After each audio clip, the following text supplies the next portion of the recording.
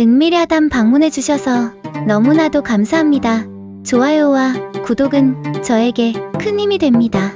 그럼 오늘의 이야기 시작하겠습니다. 깊은 산속, 바람 소리만이 귓가를 스치던 그날이었습니다. 구름이 산마루를 타고 흐르고 새들은 낮게 날며 비가 올 것을 예고하고 있었지요. 초여름의 습기를 머금은 공기는 무겁게 숨을 내쉬고 있었습니다. 이 산길을 홀로 걷던 이는 바로 이현, 28대 선비였습니다. 과거 시험에 3번째 낙방하고 돌아가는 길이었지요. 현은 오른손으로 땀에 젖은 이마를 훔치며 한숨을 내쉬었습니다. 또 다음을 기약해야 하는구나. 허리춤에 찬전되는 비였고 집에 돌아갈 면목도 없었으나 발걸음은 계속해서 앞으로 나아갔습니다. 구름이 점점 짙어지던 그때 산길 저 너머에서 들려오는 비명소리가 고요함을 깨뜨렸습니다. 현은 걸음을 멈추고 소리가 나는 방향을 살폈지요. 다시 한번 들려오는 비명, 주저할 새도 없이 그 방향으로 달려갔습니다. 이놈들, 당장 그 여인에게서 손을 떼거라. 숲을 지나 작은 터에 도착한 현의 눈앞에 펼쳐진 광경은 놀랍기 그지없었습니다. 화려한 비단옷을 걸친 한 여인이 3명의 왈패들에게 둘러싸여 있었지요. 흐트러진 머리채는 밤하늘을 수놓은 까마귀 깃털처럼 아름다웠고 그 눈동자는 두려움에 떨면서도 호수처럼 깊은 빛을 띠고 있었습니다. 어디서 껄떡거리는 놈이 나타났느냐? 목숨이 아깝거든 썩 꺼져라. 왈패 중 하나가 칼을 휘두르며 소리쳤습니다. 현은 잠시 주저했습니다. 무기 하나 없이 3명을 상대하기란 불가능해 보였습니다. 하지만 여인의 눈에서 흘러내리는 절박함이 그의 마음을 움직였지요. 현은 길가에 떨어진 굵은 나뭇가지를 집어들었습니다. 조인이 비록 미천한 선비일지언정 눈앞에서 부당함을 그냥 지나칠 수는 없소이다. 왈패들은 폭소를 터뜨렸으나 현은 물러서지 않았습니다. 그의 눈빛에서는 평소와 다른 결연함이 느껴졌지요. 첫 번째 왈패가 달려들자 현은 어릴 적 배웠던 무예를 떠올리며 나뭇가지로 그의 칼을 쳐냈습니다. 예상치 못한 반격의 왈패는 잠시 균형을 잃었고 현은 그 틈을 놓치지 않고 여인에게 다가갔습니다. 도망치시오. 제가 이들을 막겠소. 그러나 여인은 움직이지 않았습니다. 대신 그녀의 눈에서는 두려움 대신 이상한 빛이 어렸지요. 왈패들이 다시 달려들었고 현은 필사적으로 그들을 막아냈습니다. 가난한 선비의 몸이었으나 그의 움직임에는 정의감에서 비롯된 힘이 깃들어 있었습니다. 싸움이 한창일 때 갑자기 산길에서 말발굽 소리가 들려왔습니다. 누군가의 일행이 다가오고 있었던 것이지요. 왈패들은 서로를 바라보더니 재빨리 도망쳤습니다. 산속 깊은 곳으로 사라지는 그들을 바라보며 현은 깊은 숨을 내쉬었지요. 괜찮으십니까, 아가씨? 여인은 천천히 고개를 들어 현을 바라보았습니다. 그녀의 얼굴은 봄날의 꽃처럼 아름다웠고 기품이 넘쳤지요. 은인의 도움에 깊이 감사드립니다. 제 이름은 서연이라 합니다. 그녀의 목소리는 맑은 계곡물처럼 청아했습니다. 서연은 자신을 구해준 선비를 바라보며 미소 지었고 그 미소에 현의 가슴은 이상한 감정으로 물들었습니다. 두 사람의 첫 만남은 그렇게 이루어졌고 짧은 대화를 나눈 후 각자의 길을 떠났지요. 하지만 서로의 마음속에는 이미 지울 수 없는 인연의 씨앗이 뿌려져 있었습니다. 이현은 서연과 헤어진 후 날째 되는 날 작은 고을에 들어섰습니다. 구름 한 점 없는 맑은 하늘이 고을 전체를 감싸고 있었지요. 사람들의 낯빛은 어두웠고 길가의 장터는 평소보다 한산했습니다. 현은 객사를 찾아 짐을 풀고 주변을 살피기 시작했습니다. 여러분, 관아에서 알립니다.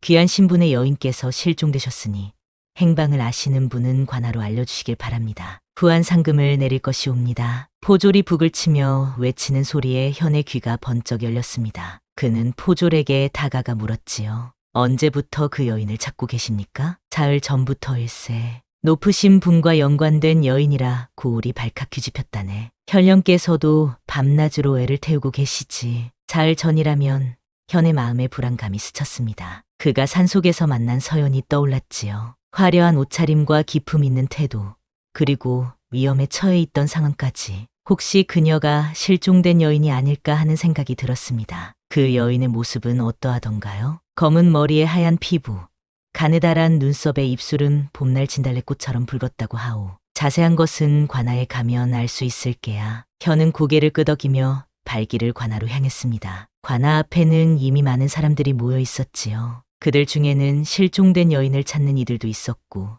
단순히 구경꾼으로 온 이들도 있었습니다. 저기 현령 나리께서 나오신다. 사람들의 술렁임 속에 현령이 모습을 드러냈습니다. 40을 넘긴 나이에도 눈매가 매서웠고 권위적인 모습이 역력했지요. 그의 뒤로는 지역 유지로 보이는 몇몇 사람들이 따랐습니다. 백성들이여, 실종된 여인은 평범한 교수가 아니라 왕실과 연관된 귀한 분이시니 모두가 힘을 모아 찾아야 할 것이오. 특히 외지인들을 유심히 살피고 수상한 점이 있으면 즉시 관아에 알리도록 하시오. 현령의 말에 사람들이 소란스러워졌습니다. 왕실과 연관된 여인이라니 더욱 중대한 사안이었지요. 현은 조용히 관아 주변을 살피며 생각에 잠겼습니다. 왕실과 연관된 여인이 혼자 깊은 산속을 헤매고 있었다는 것 자체가 이상했기 때문입니다. 저녁이 되어 주막에 들른 현은 귀를 기울여 사람들의 이야기를 들었습니다. 여기저기서 수군거리는 소리가 들려왔지요. 들었는가?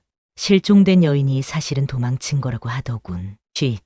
그런 말 함부로 하면 위험하네. 현령 나리께서 그 여인을 은밀히 찾고 있다는 소문도 있으니 왜 도망쳤는지는 아무도 모르지만 아마 정치적인 일과 관련이 있다고들 하던데. 현은 차가운 막걸리를 한 모금 마시며 생각을 정리했습니다. 서연이 실종된 여인이라면 그녀는 지금 큰 위험에 처해 있을 수도 있었지요. 그리고 관아에서 공식적으로 찾고 있다면 왜 그녀는 도망쳤을까? 무언가 더 깊은 사연이 있음이 틀림없었습니다. 그날 밤 현은 잠을 이루지 못했습니다. 바람에 흔들리는 촛불처럼 그의 마음도 흔들렸지요. 한창 고민하고 있을 때 창밖에서 이상한 기척이 느껴졌습니다. 현은 조용히 일어나 창문을 열었지요. 누구십니까? 어둠 속에서 한 인형이 나타났습니다. 검은 천으로 얼굴을 가린 그 인형은 현에게 작은 편지를 건넸습니다. 이연 선비께 드리는 그리옵니다. 잘 읽어보시고 부디 현명한 판단을 하십시오. 말을 마친 그 인형은 밤안개처럼 순식간에 사라졌습니다. 현은 떨리는 손으로 편지를 펼쳤지요. 그 안에는 단 한 줄의 글이 적혀 있었습니다. 서연은 위험합니다. 그녀를 구하고 싶다면 내일 밤 북문 밖 느티나무 아래로 오십시오. 현의 가슴이 뛰었습니다. 이제 확실해졌지요. 서연은 실종된 여인이 맞았고 지금 그녀는 위험에 처해 있었습니다. 그는 결심했습니다. 자신이 만난 그 아름다운 눈동자의 여인을 구해야 한다고 말입니다. 비록 자신은 가난한 선비에 불과했지만 진실을 밝히고 그녀를 도울 의무가 있다고 느꼈지요. 밤하늘의 별들이 그의 결심을 지켜보는 듯했습니다. 현은 창밖을 바라보며 내일 밤의 만남을 준비하기 시작했습니다. 그의 여정은 이제 막 시작되고 있었지요. 이튿날 밤 북문 밖 느티나무 아래에서 이어는 초조함의 발을 동동 구르고 있었습니다. 달빛은 구름에 가려 어스름한 빛만을 들이우고 있었지요. 바람은 서늘했고 멀리서 들려오는 게 짖는 소리만이 정막을 깨트렸습니다. 이연 선비님 오셨군요. 어둠 속에서 나타난 인형은 어제 편지를 전해준 바로 그 사람이었습니다. 그는 여전히 얼굴을 가리고 있었지요. 그대는 누구시오? 서연에 대해 무엇을 알고 있소? 현의 목소리에는 긴장감이 흘렀습니다. 제 이름은 중요치 않습니다. 다만 서연 아가씨의 충직한 종이라 생각해 주십시오. 아가씨께서는 지금 큰 위험에 처해 계십니다. 그 인형은 주위를 살핀 후 목소리를 낮추어 말을 이었습니다. 서연 아가씨는 사실 평범한 교수가 아니라 왕실의 혈족이십니다. 정확히는 왕의 먼 친척인 서평부원군의 따님이시지요. 현은 놀라움을 감추지 못했습니다. 자신이 구했던 여인이 그토록 높은 신분의 사람이라니요. 그러나 더 놀라운 이야기가 이어졌습니다. 최근 조정에서 큰 권력 다툼이 있었습니다. 서평부원군께서는 현 정권에 반대하는 세력으로 몰려 화를 입으셨지요. 아가씨는 그 소식을 듣고 한양을 떠나 도망치셨는데 그만 이 고을의 현령 손에 들어가고 말았습니다. 현령이라고? 그가 어찌 서연을 해치려 한단 말이오? 현령은 조정의 실권자들과 연결되어 있습니다. 그들은 서연 아가씨를 잡아 서평부원군을 완전히 제거하려는 것이지요. 지금 관아에서는 그녀를 찾는 척하며 실제로는 은밀히 가두고 있습니다. 현의 마음속에 분노가 일었습니다. 그는 주먹을 꽉 쥐며 말했지요. 그런 불의를 어찌 용납할 수 있겠소. 서연을 어디에 가두고 있는지 아시오? 관아 뒤편 창고에 비밀 지하실이 있다고 들었습니다. 하지만 그곳은 삼엄하게 경비가 서 있어 함부로 접근할 수 없습니다. 더구나 내일이면 한양에서 특사가 와서 아가씨를 데려갈 예정이라고 합니다. 현은 결심했습니다. 오늘 밤 관아에 들어가 서연을 구해내겠소. 그대는 도망칠 준비를 해두시오. 종은 걱정스러운 눈빛으로 현을 바라보았습니다. 너무 위험합니다. 현령은 단순한 관리가 아닙니다. 그는 무예에도 뛰어나고 수하들도 많습니다. 제가 비록 미천한 선비이나 의로움을 위해 목숨을 바칠 각오는 되어 있습니다. 현의 눈빛에서는 결연한 의지가 느껴졌지요. 그날 깊은 밤, 현은 관아의 담벼락을 넘었습니다. 그는 종이 알려준 대로 뒤편 창고를 향해 몸을 숨기며 다가갔습니다. 마당을 지키는 포졸들 사이로 몸을 숨겨가며 조심스레 움직였지요. 하지만 운이 따르지 않았습니다. 누구냐?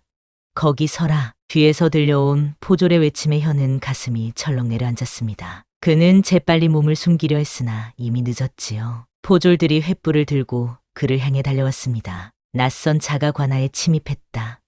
모두 이리로. 현은 필사적으로 도망쳤습니다. 그러나 담장 앞에서 그만 넘어지고 말았지요. 포졸들이 그를 에워싸고 칼을 겨누었습니다. 이놈이 누구냐? 왜 관아에 몰래 들어왔느냐? 현은 대답할 수 없었습니다. 그때 멀리서 걸어오는 발소리가 들렸지요. 포졸들이 일제히 몸을 굽혔습니다. 날이 깨서 오신다. 현령이 횃불 아래 모습을 드러냈습니다. 그의 눈은 매서웠고 입가에는 냉소가 서려 있었지요. 이런. 낯선 선비가 관아에 침입하다니 무슨 일이 있었던 게요? 아무 일도 없었습니다. 단지 길을 잃었을 뿐입니다. 현은 당당히 대답했습니다. 현령은 비웃음을 띠며 현을 자세히 살폈습니다. 그런데 왜 하필 관아의 뒤편 창고 쪽으로 길을 잃었을까? 혹시 무언가, 아니 누군가를 찾고 있던 건 아닌지? 현은 가슴이 철렁했습니다. 현령이 이미 자신의 의도를 눈치챈 것 같았지요. 하지만 그는 태연한 척했습니다. 무슨 말씀인지 모르겠습니다. 저는 단지 데려가라. 현령의 차가운 명령에 포졸들이 현의 양팔을 붙잡았습니다. 이자를 옥에 가두고 엄히 신문하라. 내일 아침 특별히 그곳으로 데려와라. 현은 저항할 힘도 없이 포졸들에게 끌려갔습니다. 그의 시도는 실패로 돌아갔지요. 옥사의 차가운 바닥에 던져진 현은 이제 자신의 처지가 얼마나 위험한지 깨달았습니다. 그러나 서연을 구하겠다는 마음은 변함이 없었지요. 어둠 속에서 그는 생각했습니다. 서연, 기다려 주십시오. 반드시 당신을 구해내겠습니다. 그러나 어떻게 이 상황을 벗어날 수 있을지 아무리 생각해도 방법이 보이지 않았습니다. 옥사의 차가운 벽이 그를 둘러싸고 있었고 창문으로 비치는 달빛만이 유일한 위안이었지요. 그렇게 첫날 밤이 지나고 이튿날 아침 포졸들이 그를 데리러 왔습니다. 현은 끌려가면서도 눈을 크게 뜨고 주변을 살폈습니다. 어디선가 서연을 발견할 수 있을지 모른다는 희망을 품고 말입니다. 이연은 포졸들에게 끌려 관아의 깊숙한 곳으로 향했습니다. 아침 햇살이 눈부시게 빛나는 날이었지만 그의 마음은 어두웠지요. 포졸들은 그를 넓은 마당 한가운데 세워놓았습니다. 무릎을 꿇어라 이놈. 포졸의 거친 외침에도 현은 꿇지 않았습니다. 그의 눈에는 의연함이 깃들어 있었지요. 이윽고 현령이 관복을 차려입고 나타났습니다. 그의 뒤로는 고을의 유지들로 보이는 사람들이 따라 나왔습니다. 이자는 어젯밤 관아에 몰래 침입한 자요. 분명 무슨 목적이 있었을 텐데 말하지 않고 있소이다. 현령의 말에 유지들이 수군거렸습니다. 현은 입을 굳게 다물었지요. 그때 뒤쪽 건물에서 한 여인이 포졸들에게 끌려 나왔습니다. 현의 심장이 요동쳤습니다. 바로 서연이었습니다. 서연은 창백한 얼굴이었지만 기품은 여전했습니다. 그녀의 눈이 현과 마주쳤을 때 놀람과 걱정이 교차했지요. 그녀의 눈동자는 밤하늘의 별빛처럼 빛났고 현은 그 눈빛 속에서 무언가를 읽어내려 했습니다. 이자를 아시오? 현령이 서연에게 물었습니다. 서연은 잠시 망설이다 고개를 저었습니다. 모르는 사람입니다. 그녀의 거짓말은 현을 보호하기 위한 것임을 현은 직감했습니다. 하지만 현령은 비웃음을 띠며 말했지요. 정말 그러하오? 그렇다면 어찌 이자가 당신을 찾아 여기까지 왔겠소? 아마도 당신의 도주를 도우려 했겠지요? 서연의 얼굴이 더욱 창백해졌습니다. 현령은 현에게 다가와 낮은 목소리로 속삭였습니다. 내가 누구인지 무슨 목적으로 왔는지 모두 알고 있다. 하지만 내가 혼자 온 것이 아니라면 내 뒤에 누가 있는지 말하라. 그러면 목숨은 살려주겠다. 현은 고개를 들어 현령을 똑바로 바라보았습니다. 제 뒤에는 아무도 없습니다. 오직 정의만이 있을 뿐이지요. 현령의 얼굴이 분노로 일그러졌습니다. 이놈이 감히 포도청에 넘겨 영모죄로 처형해야겠구나. 그 순간 마당 한켠에서 한 노인이 천천히 걸어 나왔습니다. 그는 수염이 희끗한 노인으로 유지들 중 가장 연장자로 보였지요. 현령날이 너무 성급히 판단하시는 것 아닙니까? 이 젊은이가 어떤 의도로 관아에 들어왔는지 더 자세히 알아봐야 하지 않겠습니까? 노인의 말에 현령은 못마땅한 기색을 감추지 못했지만 겉으로는 예의를 갖췄습니다. 종어른께서 말씀하시니 그리하겠소. 하지만 이자는 확실히 수상한 자요. 노인은 현을 바라보며 물었습니다. 젊은이, 내 이름과 본관은 어디인가? 조인의 이름은 이연, 연한이 씨의 후손이옵니다. 그 말에 노인의 눈이 빛났습니다. 연한이 씨라. 혹시 선대에 이진사라는 분이 계셨느냐? 현은 놀라움을 감추지 못했습니다. 그분은 제 조부이십니다. 어찌 아시는지요? 노인은 미소를 지었습니다. 나는 예전에 내 조부와 교유했던 사이다. 그분은 학식이 높고 인품이 훌륭한 분이셨지. 이런 그분의 손자를 이렇게 대할 수는 없구나. 노인의 말에 현령은 당황했습니다. 하지만 그는 곧 목소리를 가다듬었지요. 아무리 좋은 집안의 자제라도 불법을 저지르면 처벌받아야 하오. 이자는 분명 무슨 음모가 있었을 것이오. 현은 이 기회를 놓치지 않았습니다. 제가 관아에 들어온 것은 사실입니다. 하지만 그것은 진실을 알고 싶었기 때문입니다. 저연 아가씨가 위험에 처했다는 소문을 들었고 제가 전에 산속에서 그녀를 도운 적이 있어 걱정이 되었습니다. 노인은 관심을 보였습니다. 산속에서 도왔다고? 네, 3일 전쯤이었습니다. 과거에 낙방하고 돌아가는 길에 왈패들에게 습격당한 아가씨를 구했습니다. 저연이 그제야 고개를 들었습니다. 그녀의 눈에는 감사의 빛이 어렸지요. 그분이 절 도와주셨습니다. 제가 거짓말을 한 것은 그분께 해가 미칠까 두려웠기 때문입니다. 현령의 얼굴이 점점 굳어갔습니다. 상황이 자신의 뜻대로 흘러가지 않는 것을 느꼈지요. 하지만 그는 여전히 포기하지 않았습니다. 그렇다 해도 아가씨의 신분이 특별한 만큼 이 일은 중앙에 보고해야 할 문제요. 내일 한양에서 관리가 도착할 때까지 두 사람 모두 가두어 두겠소. 노인이 한숨을 쉬었습니다. 그렇게 하시지요. 하지만 이 젊은이에게는 최소한의 예우를 해주십시오. 그리고 서연 아가씨 역시 마찬가지로. 현령은 마지못해 고개를 끄덕였습니다. 포졸들은 현과 서연을 각각 다른 곳으로 데려갔습니다. 현은 이전보다 나은 방에 갇혔지만 여전히 자유롭지 못했지요. 창문으로 보이는 하늘만이 그의 위안이었습니다. 해가 저물 때쯤 방문이 열리고 노인이 들어왔습니다. 그는 주위를 살핀 후 낮은 목소리로 말했습니다. 이연, 내 조부의 은혜를 갚을 때가 왔구나. 나는 내가 진실을 말하고 있다고 믿는다. 하지만 현령은 이미 한양의 세력과 결탁해 있어 위험하다. 내일이면 한양에서 관리가 와서 서연 아가씨와 너를 데려갈 것이다. 현은 결연히 말했습니다. 저는 목숨을 걸고라도 서연 아가씨를 구하고 싶습니다. 이 불의를 그냥 두고 볼 수 없습니다. 노인은 깊이 생각하더니 작은 쪽지를 건넸습니다. 이것은 의금부 도사에게 보내는 편지다. 내 옛 제자로 지금 이 근처에 있을 것이다. 자정이 되면 내가 문을 열어줄 테니 이 편지를 가지고 북쪽 산길로 가거라. 그곳에서 그를 만날 수 있을 것이다. 하지만 서연 아가씨는요? 그녀는 내가 보호하마. 내가 도움을 가져오면 그때 함께 구해내자. 현의 가슴에 희망이 싹 텄습니다. 그는 노인의 손을 꼭 잡았지요. 은혜를 잊지 않겠습니다. 어른께서는 주의하십시오. 노인은 미소 지으며 방을 나갔습니다. 현은 편지를 품에 넣고 자정을 기다렸습니다. 창밖으로 보이는 달빛이 점점 밝아졌고 그의 마음속에도 희망의 빛이 조금씩 자라고 있었습니다. 자정이 되자 약속대로 방문이 살며시 열렸습니다. 노인은 조용히 손짓하며 현을 불렀지요. 달빛이 구름에 가려 주변은 어둠에 잠겨 있었습니다. 그들은 숨죽여 담장 근처로 다가갔습니다. 이연아, 저기 작은 문으로 나가면 바로 산길이 보일 것이다. 그곳으로 가서 내 제자를 만나거라. 시간이 없으니 서둘러야 한다. 현은 망설였습니다. 서연 아가씨는 정말 괜찮으실까요? 노인은 진중한 목소리로 대답했습니다. 걱정 말 거라. 내 목숨을 걸고 그녀를 지키마. 그보다 내가 무사히 돌아오는 것이 더 중요하다. 현은 깊이 고개를 숙여 예를 표했습니다. 그리고 작은 문을 통해 밖으로 나왔지요. 산길은 어둠에 잠겨 있었고 바람 소리만이 귓가를 스쳤습니다. 그는 노인이 알려준 방향으로 발걸음을 재촉했습니다. 한 시즌이 지났을까 그는 산길 위 작은 정자에 도착했습니다. 정자에는 한 사람이 앉아 있었지요. 검은 도포를 입은 그 사람은 현이 다가오자 고개를 들었습니다. 당신이 이연 선비요?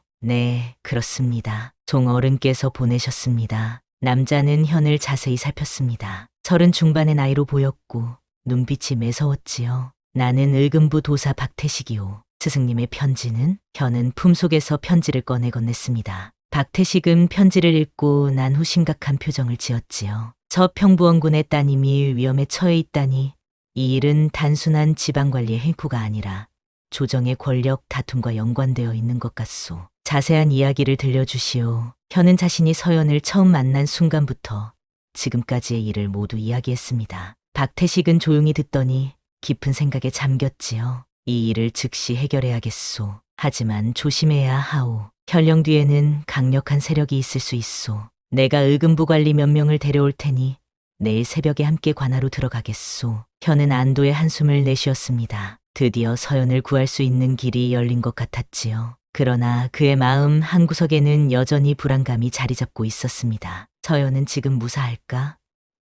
노인은 정말 그녀를 지켜줄 수 있을까? 그날 밤, 현과 박태식은 산속의 작은 초가에서 다음 날의 계획을 세웠습니다. 박태식은 인근 고을에 있던 의금부 관리들을 불러 모았고 그들은 새벽녘의 관아를 급습하기로 했지요. 한편 관아에 남겨진 서연은 창문 너머로 달빛을 바라보고 있었습니다. 그녀의 마음은 복잡했지요. 그녀는 처음 산속에서 만났던 그 선비가 자신을 구하기 위해 이토록 위험을 무릅쓸 줄은 생각지도 못했습니다. 마음 한구석에서는 감사함과 함께 이상한 감정이 피어올랐지요. 이연 선비 서연은 창가에 앉아 그의 이름을 조용히 읊조렸습니다. 그녀의 눈동자에는 호수처럼 깊은 감정이 어려 있었지요. 그녀는 자신의 처지를 생각했습니다. 부원군의 따님인 자신이 한낱 가난한 선비에게 마음을 둔다는 것이 얼마나 허망한 일인지를. 하지만 마음은 이미 기울어져 있었습니다. 서연은 자신의 손을 내려다보았습니다. 버들가지 같은 손가락 끝이 미세하게 떨리고 있었지요.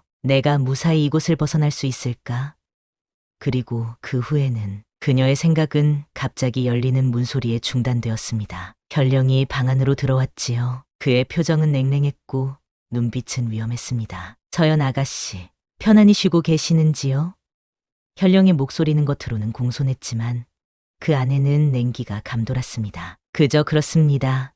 서연은 차분히 대답했습니다. 현령은 방 안을 천천히 거닐며 말했습니다. 내일이면 한양에서 특사가 도착합니다. 아가씨의 운명이 결정되는 날이지요. 이미 알고 있습니다. 더 하실 말씀이 있으신지요? 현령은 서연 앞에 멈춰섰습니다. 한 가지 궁금한 것이 있소이다. 그 선비, 이연이라는 자는 아가씨에게 어떤 존재요? 단순히 지나가다 만난 은인인지 아니면 그 이상인지. 서연의 심장이 빠르게 뛰었습니다. 그녀는 차분한 목소리를 유지하려 노력했지요. 그저 저를 도와준 은인일 뿐입니다. 그 이상도 이하도 아닙니다. 현령은 비웃음을 띄었습니다. 정말 그러하오?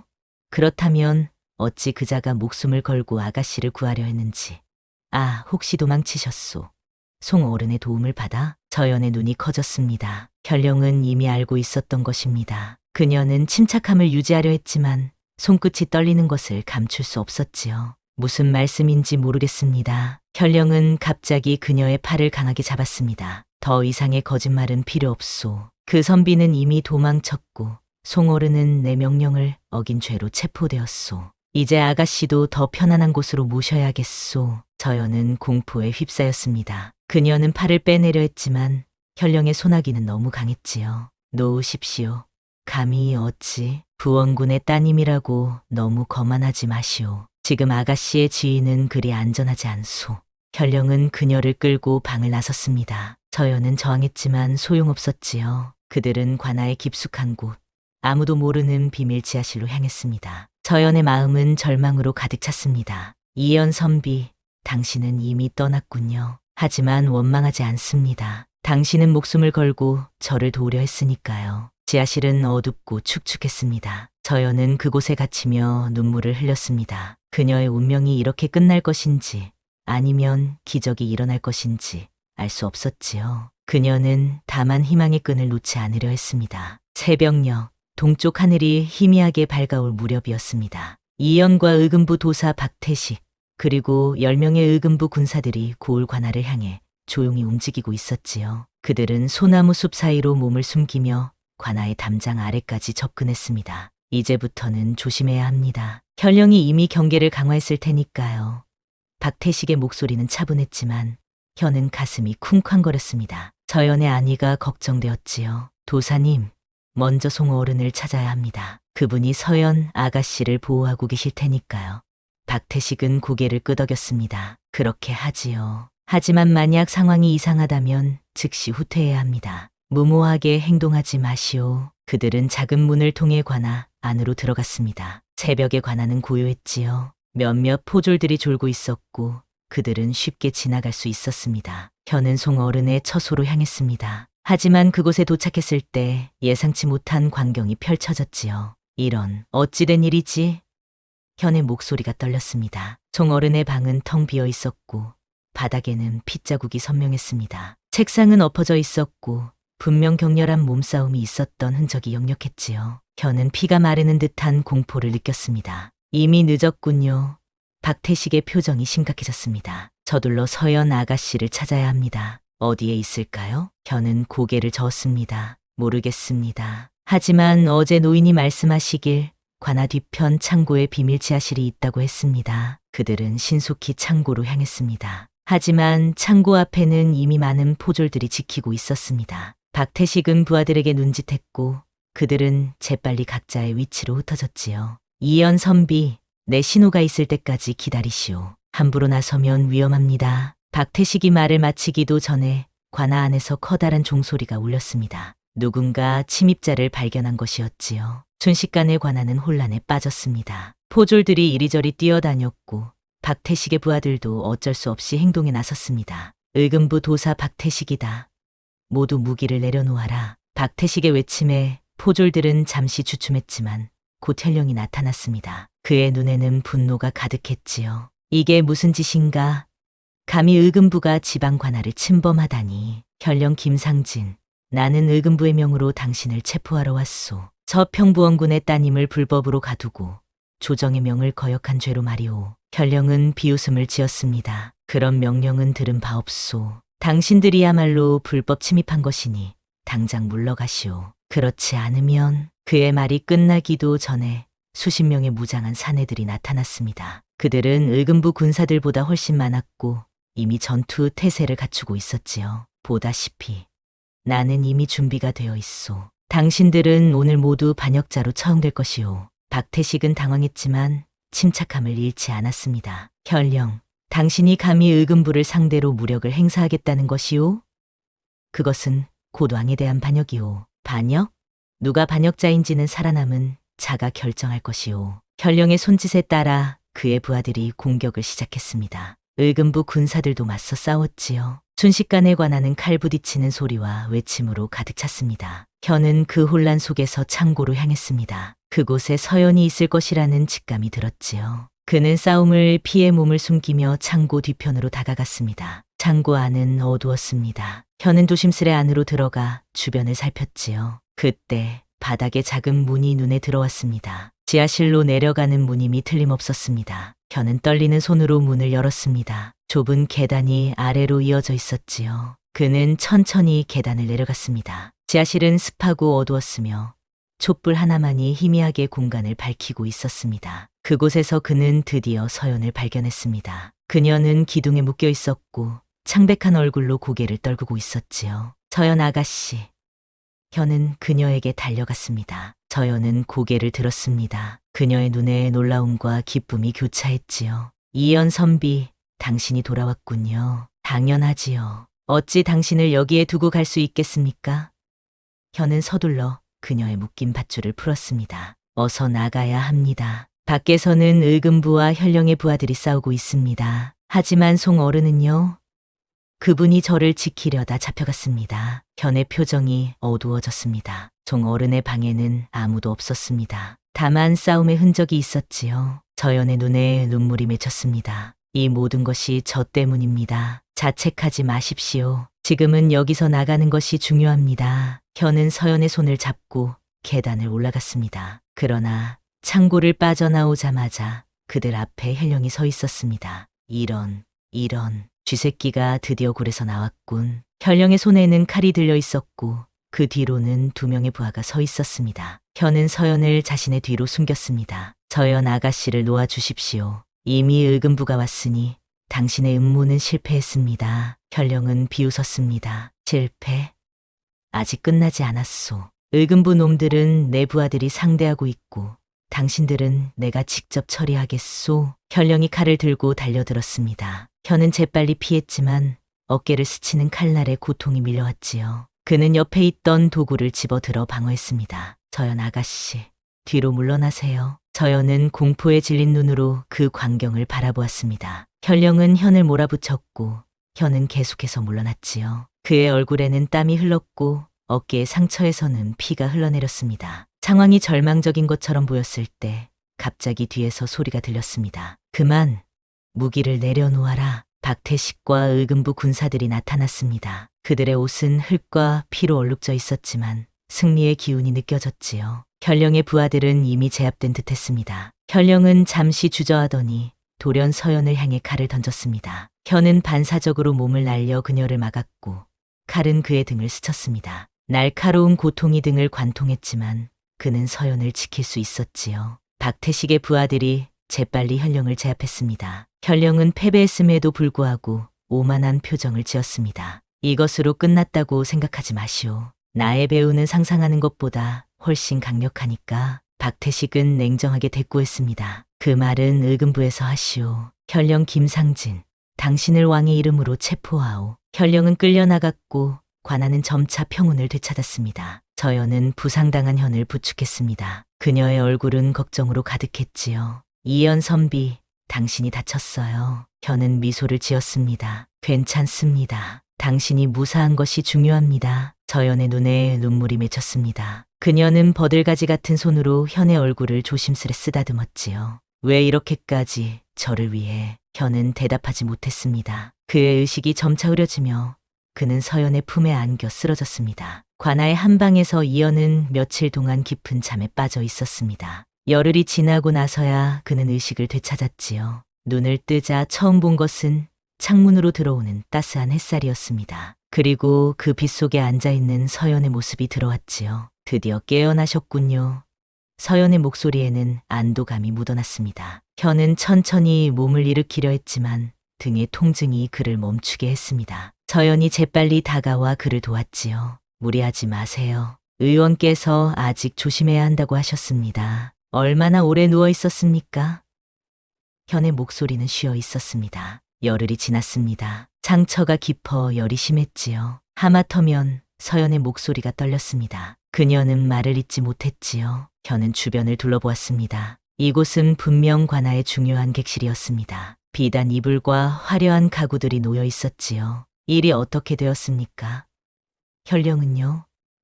그리고 박태식 구사님과 송어루는? 서연은 차분히 이야기를 시작했습니다. 현령은 의금부에 체포되어 한양으로 압송되었습니다. 그가 반역죄로 처형될 것이라는 소식이 들려왔지요. 박태식 구사님은 조정에 보고하러 돌아가셨고 서연이 잠시 말을 멈추었습니다. 그녀의 눈에 슬픔이 어렸지요. 송어른은 안타깝게도 현령의 부하들에게 희생되셨습니다. 당신을 도와 저를 구하려 하시다가 현의 가슴이 무너져 내렸습니다. 그 온화한 노인이 자신 때문에 목숨을 잃다니 눈물이 그의 눈가에 맺혔지요. 너무 슬퍼하지 마세요. 서연이 그의 손을 잡았습니다. 송어른께서는 의로운 일을 하시다 떠나신 것이니 그분의 넋은 편안하실 것입니다. 현은 조용히 고개를 끄덕였습니다. 그때 방문이 열리고 박태식이 들어왔지요. 이연 선비, 드디어 깨어나셨군요. 정말 다행입니다. 박태식의 얼굴에는 미소가 번졌습니다. 도사님, 돌아오셨군요. 한양은 어떻습니까? 박태식은 의자에 앉으며 말했습니다. 조정이 발칵 뒤집혔지요. 서평부원군에 대한 모함이 밝혀졌고 그 배후에 있던 세력들이 하나둘 드러나고 있습니다. 그는 서연을 향해 공손히 고개를 숙였습니다. 서연 아가씨, 이제 부원군께서 모든 혐의에서 벗어나셨습니다. 곧 한양으로 돌아가셔도 될 것 같습니다. 서연의 얼굴에 기쁨이 번졌지만 곧 현을 바라보며 표정이 복잡해졌습니다. 그렇군요. 감사합니다, 도사님. 박태식은 계속해서 말했습니다. 그리고 이연 선비, 당신의 용기와 의로움이 조정에 전해졌습니다. 특히 서평부원군께서 직접 당신에 대해 알고 싶어 하십니다. 현은 놀라움을 감추지 못했습니다. 서평부원군이라면 조정의 고위 관료였고 서연의 아버지였지요. 그런 분이 자신 같은 미천한 선비에게 관심을 갖다니, 제가 무슨 공로가 있다고 그런 높으신 분께서 당신은 목숨을 걸고 부원군의 따님을 구했습니다. 그것만으로도 충분한 공로지요. 박태식은 잠시 망설이다 덧붙였습니다. 사실 이 일이 있은 후 의금부에서 당신에 대해 조사했습니다. 당신의 조부가 이진사라는 사실도 알게 되었지요. 현은 고개를 끄덕였습니다. 그렇습니다만 조부는 오래전에 돌아가셨고 우리 가문은 이제 몰락했습니다. 그것이 중요한 것이 아닙니다. 이진사께서는 젊으셨을 때 임금님을 위해 중요한 일을 하셨다고 합니다. 그 공로가 있었기에 지금 당신에게도 기회가 주어진 것 같습니다. 현은 믿기지 않았습니다. 자신이 알지 못했던 조부의 이야기였지요. 박태식은 일어서며 말했습니다. 이제 조금 더 쉬십시오. 상처가 완전히 나으면 한양으로 가는 길에 대해 이야기하겠습니다. 박태식이 나간 후 방 안에는 현과 서연만이 남았습니다. 긴 침묵이 흘렀지요. 현은 마음속 깊은 곳에서 피어오르는 감정을 어떻게 표현해야 할지 몰랐습니다. 그녀는 너무 높은 곳에 있었고 자신은 그저 가난한 선비였기 때문입니다. 서연 아가씨. 현이 입을 열었지만 서연이 그의 말을 막았습니다. 부디 제 말을 들어주세요. 그녀의 목소리는 떨렸지만 눈빛은 결연했습니다. 이연 선비, 당신은 저를 위해 목숨을 걸었습니다. 그 은혜를 어찌 잊을 수 있겠습니까? 당연한 일을 했을 뿐입니다. 어느 누구라도 위험에 처한 이를 보면 도울 것입니다. 서연은 미소를 지었습니다. 그렇게 겸손하지 마세요. 당신의 의로움과 용기는 누구나 가질 수 있는 것이 아닙니다. 그녀는 잠시 창밖을 바라보더니 다시 말을 이었습니다. 이제 저는 한양으로 돌아가야 합니다. 아버지께서 기다리고 계실 테니까요. 하지만 그녀의 목소리가 작아졌습니다. 하지만 제 마음은 이곳에 남아있을 것 같습니다. 현의 심장이 빠르게 뛰었습니다. 그는 무슨 말을 해야 할지 알 수 없었지요. 그저 서연의 아름다운 눈동자를 바라볼 뿐이었습니다. 아가씨. 저는 그때 밖에서 소란스러운 소리가 들려왔습니다. 말발굽 소리와 사람들의 외침이 들렸지요. 서연이 창가로 다가가 밖을 내다보았습니다. 한양에서 사신들이 온 것 같습니다. 잠시 후 방문이 열리고 박태식이 다시 들어왔습니다. 그의 표정은 밝았지요. 좋은 소식입니다. 서평부원군께서 직접 오셨습니다. 따님의 무사함을 확인하고 이연 선비에게 감사를 전하기 위해서지요. 서연의 얼굴이 환해졌습니다. 아버지께서 직접 오셨다고요? 그렇습니다. 곧 이곳에 오실 겁니다. 현은 긴장했습니다. 서평부원군이라는 고위 관료를 만난다는 것은 그에게 큰 부담이었지요. 하지만 그보다 더 큰 불안은 서연과의 이별이 가까워졌다는 사실이었습니다. 잠시 후 방문이 다시 열렸고 위험 있는 차림의 노인이 들어왔습니다. 그는 50대 후반으로 보였고 눈빛은 날카로웠지만 따뜻함도 함께 담겨 있었지요. 아버님! 서연이 달려가 그를 껴안았습니다. 부원군은 딸을 꼭 안아주며 안도의 한숨을 내쉬었습니다. 서연아, 내가 무사해서 정말 다행이구나. 그리고 그는 침상에 누워있는 현을 바라보았습니다. 당신이 이연 선비인가? 현은 고개를 끄덕이며 자리에서 일어나려 했지만 부원군이 손을 저었습니다. 무리하지 마시오. 당신의 상처가 아직 깊다고 들었소. 부원군은 현의 곁에 다가와 의자에 앉았습니다. 그의 눈빛에는 깊은 감사가 어려 있었지요. 이연 선비, 나의 딸을 구해주어 진심으로 감사하오. 당신의 용기와 의로움에 조정에서도 모두가 감동했소.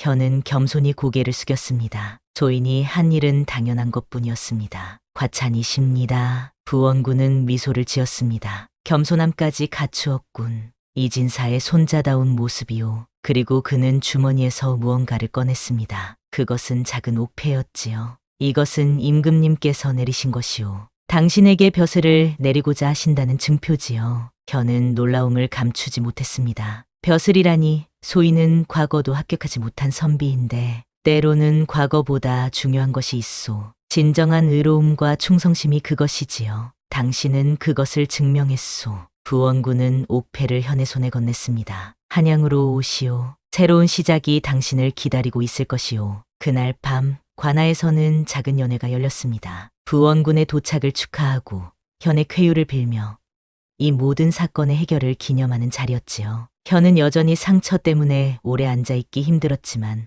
그래도 연회에 참석했습니다. 그는 멀리서 서연을 바라보았습니다. 그녀는 화려한 비단옷을 입고 귀한 손님들 사이에 앉아 있었지요. 그녀의 미소는 봄날의 꽃처럼 아름다웠고 현은 가슴이 아팠습니다. 그녀는 너무 멀리 있었습니다. 달빛이 고요히 내리는 밤, 서연은 잠을 이루지 못하고 정원을 거닐고 있었습니다. 내일이면 한양으로 떠나야 하는 아쉬움이 그녀의 마음을 무겁게 했지요. 그때 그녀는 정원 한편에 서 있는 이연의 모습을 발견했습니다. 이연 선비, 이 밤에 어찌 밖에 나오셨습니까?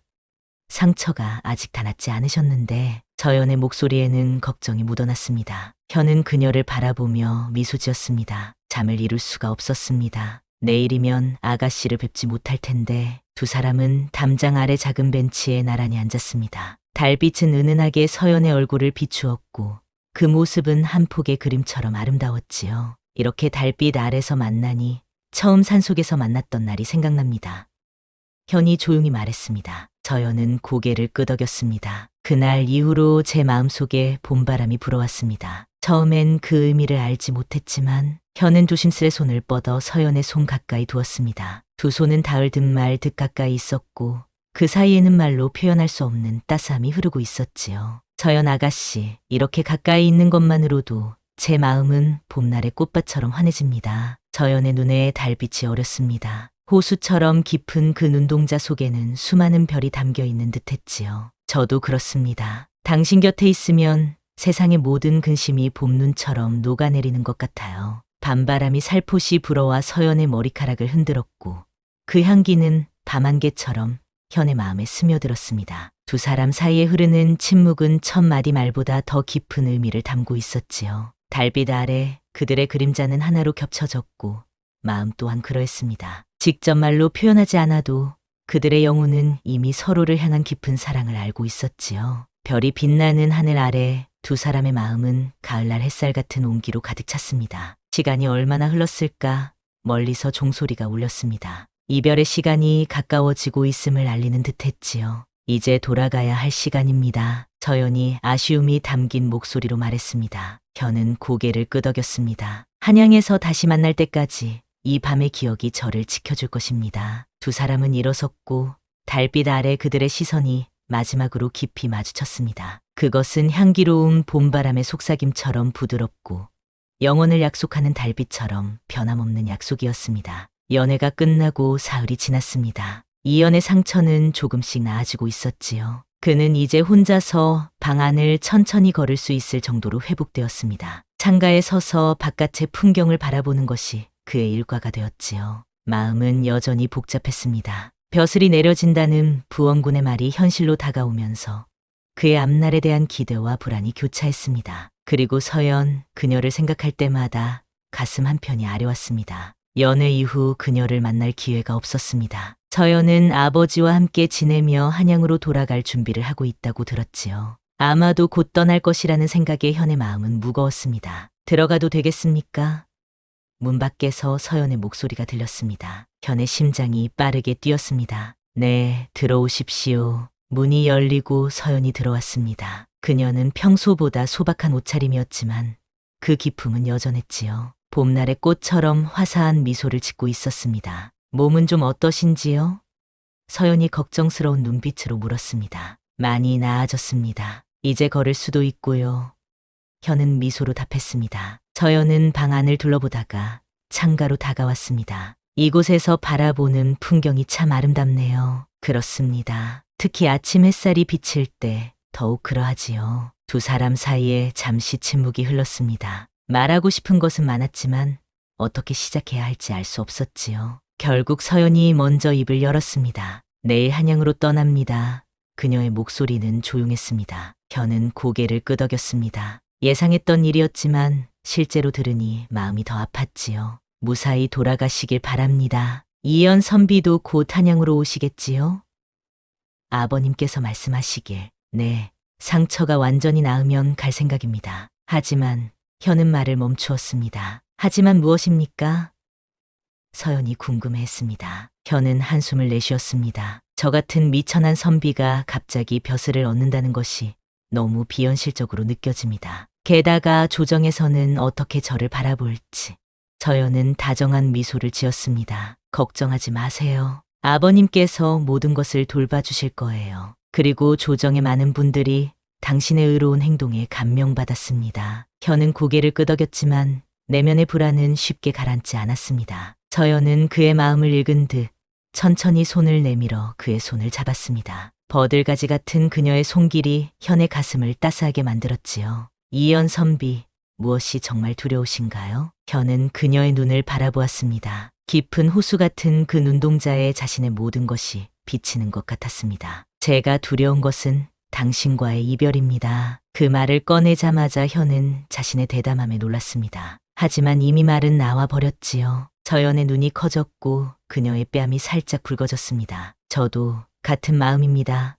서연의 목소리는 속삭임처럼 작았습니다. 현의 심장이 빠르게 뛰었습니다. 그는 그녀의 손을 더 꼭 잡았지요. 서연 아가씨, 제가 감히 이런 말씀을 드려도 될지 모르겠습니다만 저는 당신을 처음 만났을 때부터 마음이 끌렸습니다. 서연은 고개를 숙였습니다. 저도 그랬어요. 산속에서 왈패들로부터 저를 구해주셨을 때 당신의 용기에 감동했습니다. 그리고 이번 일을 통해 당신의 진심과 의로움을 더 깊이 알게 되었지요. 하지만 우리 사이에는 너무 큰 신분의 차이가 있습니다. 당신은 고귀한 가문의 따님이시고 저는 그저. 서연이 그의 말을 끊었습니다. 신분이 무슨 의미가 있나요?